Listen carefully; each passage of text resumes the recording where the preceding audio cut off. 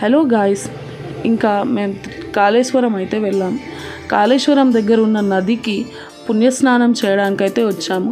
ఇక్కడ కాళేశ్వరం బ్రిడ్జ్ అయితే చాలా బాగా కనబడుతుంది అన్నమాట. అండ్ ఇక్కడ వాటర్ కలర్ సపరేషన్ కూడా మీరు ఈజీగా చూడొచ్చు. దీని గురించి మనం ముందు వీడియోలో మాట్లాడుకుందాం. ఫస్ట్ అయితే మేము అటువైపు ఒడ్డుకి వెళ్తున్నాం అన్నమాట.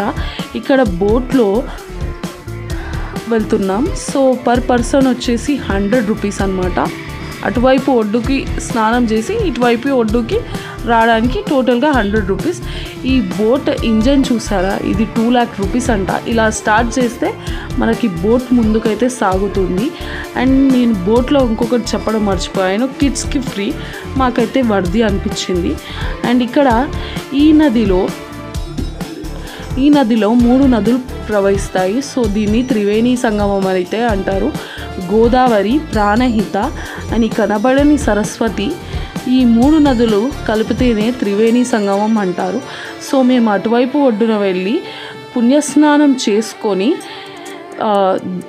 కార్తీక దీపాన్ని వెలిగించి నదిలోకైతే వదిలి దండం పెట్టుకొని మళ్ళీ ఇటువైపు ఒడ్డుకి వచ్చేసాం.